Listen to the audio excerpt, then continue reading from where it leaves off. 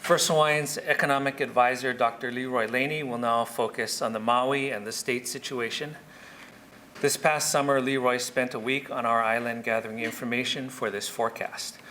Please join me in welcoming Dr. Leroy Laney. Well, thank you very much. And I'd like to personally welcome all of you here to this 36th Maui County Business Outlook Forum. And first, I'll talk about tourism because that's so important here. Maui's tourism recovery in 2010 easily leads the rest of the state, and as I mentioned earlier, that is the positive bottom line. Both visitor arrivals and visitor spending are well ahead of other islands. March and May of this year have shown particularly impressive gains. Added flights from Hawaiian and Alaska Airlines, as well as two Canadian carriers, WestJet and Air Canada, are helping this year. Maui sources this year reported travelers are still a little cautious despite the gains that you see in the numbers. But if potential travelers do a little research on packages, they can get some very good deals. Visitors are still searching for value. Regarding trends in visitors, honeymoons are up even if weddings on island are falling, and it was reported that family business has been strong. I think two important components of the Hawaii economy have to return to health before a sustained recovery emerges. One of them is tourism, or what we sell to the rest of the world. And the other is construction, which is a crucial sector for any regional economy. As for tourism, we're already seeing some signs of recovery. The statewide construction picture still has a while to go. Now then, construction is an important component of the economic cycle just because of its volatility, and that's true as well as elsewhere.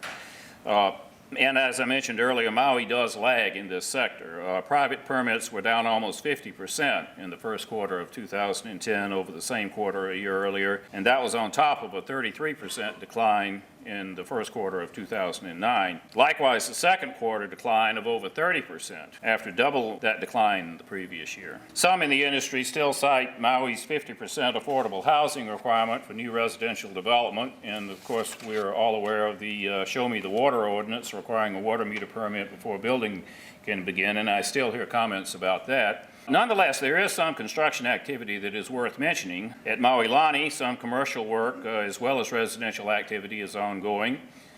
Site work for a 100,000 square foot building for Paradise Beverage has started. At Professional Roll, there's another 61,000 square feet of commercial space in 7 different buildings for sale now. And as well, a 24,000 square foot Latter-day Saints Church is coming this year. And then 3 completed water wells there will help with the permitting process. Alexander and Baldwin always plays an important development role on Maui, and I always call on them. As A&B looks ahead over the next several years, several projects are anticipated that they mentioned this year. To summarize the major ones, Maui Business Park Phase 2 is already fully entitled, a light industrial area in Kahului with 2 parcels on either side of Hana Highway. That project anticipates the start of construction activity in early 2011, perhaps with completion in late 2012. Kahului Town Center is a mixed-use project designed to reinvigorate Kahului on the site of the old Kahului Shopping Center that was destroyed by fire several years ago. That will call for 125,000 square feet of retail space, 70,000 square feet of new office space, and about 400 residences. Connie Street Condos also is another mixed-use component that's now in the permit process. And then in Wailea, A&B's 2 most eminent projects are at MF7, that's 75 fee simple luxury condo units, and then also MF10, as well as a mixed-use project with commercial space, condo units, and single-family residential lots. So we can look forward to that in the next several years. Maui real estate is always an important sector, and like elsewhere, sales are up big time. Greater affordability with declining prices and record low mortgage rates are a big help, and of course the tax incentives that have moved demand forward, even if it is only temporary. might be reflected in some of the numbers that you see here on the screen. As you can see in the slide, median prices are still falling, but at a lower rate than last year. We can't ignore the big 2010 decline in condo prices. That can be traced to the higher-end Hanuakai development that came online early last year, and that makes this year's prices look far lower, so that's sort of a distortion. And a lot of these numbers, as we know, at the county level in real estate can be distorted by the mix of properties that are on the market at any given time compared to a year earlier, so you have to take some of these numbers with a grain of salt. I paid a call, as I often do, on Maui Economic Development Board in Kihei. There's a lot going on there in the area of education development this year. For example, there's an ongoing professional development program for teachers in the areas of science and technology and math. They've also ramped up their renewable energy curriculum in the last year. They've already trained 100 teachers statewide in this area, and they continue to sponsor the AMOS, or the Advanced Maui Optical and Space Surveillance Technologies Conference, which is something that they've done for the last several years. At Maui Community College, paid a call on them this year. There was a groundbreaking for a $25 million science building this summer, a new $1.2 million Hawaiian Study Center that should be complete this fall, a $5 million electrical replacement system that should be complete soon, and a $500,000 redesign of the old science building that's planned to house the nursing and dental programs. Maui Community College had the highest enrollment increase in the UH system last year at about 25%. This year's enrollment increase, and it will increase, could break into the double digits. Enrollment there now exceeds 4,000 students, and it reports an estimated $7.8 million in external grants this fiscal year. So you've got a healthy community college.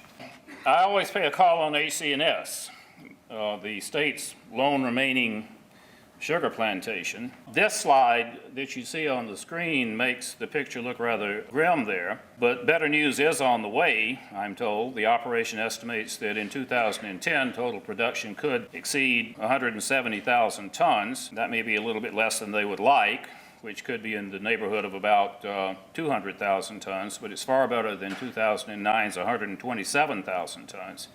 A big reason for the higher production and yield is getting more age on the crop with a delay in harvesting. This June, HCNS got a repeal, perhaps not a victory, but a repeal when the State Commission on Water Resource Management ordered 12.5 million gallons of water per day to discontinue being diverted from West Maui streams for HCNS use. Now, any reduction in water used for sugar hurts, especially in these days of drought. It could have been worse, however. Shutdown of HCNS would be something of a disaster, putting about 800 direct employees out of work and having other negative effects on the Maui economy, and among them is just a serious blow to the physical appearance of the Valley Isle. Another venerable Maui agricultural operation, I paid a call on Maui Land and Pine this year. Of course, as many of you know, they've undergone a major reorganization over the last year, leasing out 7 of its product lines and selling an 8th. And that makes the operation a landlord. It's not really operation-based anymore. It's gone from about 680 employees down to around 200, and most of those are in golf and retail. Pineapple took the biggest hit. A new operator on the pineapple side is Haile Maile Pineapple, which will concentrate on the niche product market and aimed mostly at the local market. Well, I'd better wrap up now. But barring any unforeseen misfortunes, an economic recovery is now underway, or at least imminent, for the Maui economy. Do not expect a rapid snapback. Remember, an economic recovery begins when positive growth resumes after a recession, but it doesn't end until the previous peak is reached. And the 2006-2007 peaks for a number of important economic numbers won't be reached for some time. However, as I mentioned earlier, at least the direction is right. Led by the economic mainstay of tourism, nothing's going to change in that regard for some time. Maui can look better to can look forward to better times in the future. Much greater uncertainty would have been attached to a statement like that a year ago when I stood before you.